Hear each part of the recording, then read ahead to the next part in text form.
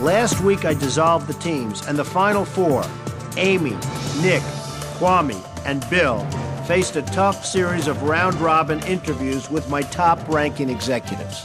What are you going to bring to the table other than your charisma? Do you consider yourself a loyal employee? What do you think their perception is of why you're here? Because I sure as hell can't figure it out. Thank you for your time. My executives gave me their impressions in the boardroom. Who are you most impressed with? Bill. Kwame's got the long-term potential, I think, of what we're looking for. What do you think of Nick?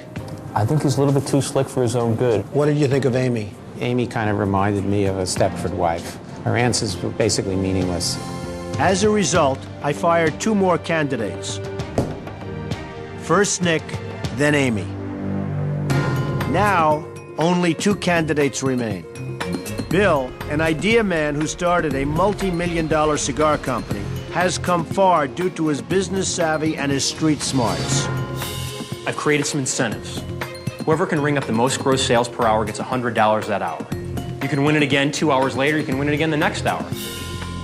Kwame, a solid competitor who holds an MBA from the Harvard Business School, has managed to steer clear of conflict. His management training and calm, collected manner has separated him from the pack. We need to have as many people kind of on the front lines as possible, with just a skeleton crew on the interior, because you don't want to be out there while they're in session. My management style is to have great people, tell them what to do, get the hell out of their way. From the top of Trump Tower, the final two faced the future. May the best man win. I think we already have. After weeks of testing their skills in business from management to marketing, I gave Bill and Kwame their final task. Bill, you'll run the Chrysler Trump Golf Tournament in Briarcliff Manor at Trump National Golf Club. Kwame, you'll be in charge of the Jessica Simpson concert in Atlantic City. They drafted their former teammates to help them. Bill, it's your shot. Go ahead, pick. I'm going to pick Amy. That's not a bad pick. Kwame? I'm going to pick my main man in combat, Troy McClain. I'm gonna pick Katrina. Okay. Omarosa. Very good. Nick. Okay. I will take Heidi. Very good. The situation turned grim almost immediately as both Kwame and Bill found themselves in way over their heads. Bill was disorganized. You've got to be kidding. This many boxes? Oh, my God. And Leslie Ray, the manager of my Trump National Golf Course, was not impressed. This is a lot of stuff. I'm not going to worry about what Leslie thinks, because I got a job to do tomorrow, and I got to get it done.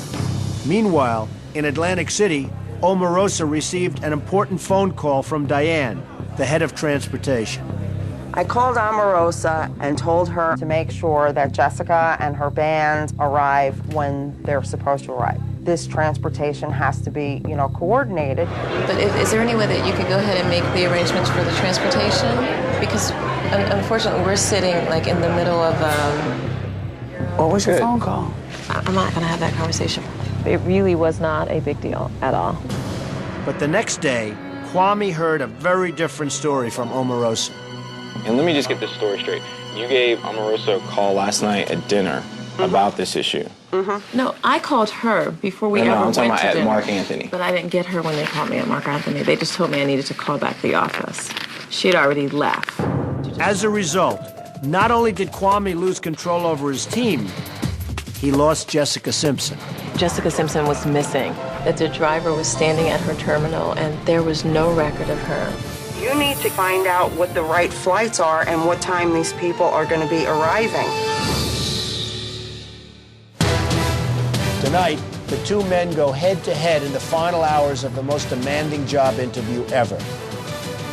Both will return to the boardroom, but only one will be asked to stay and become the president of one of my companies.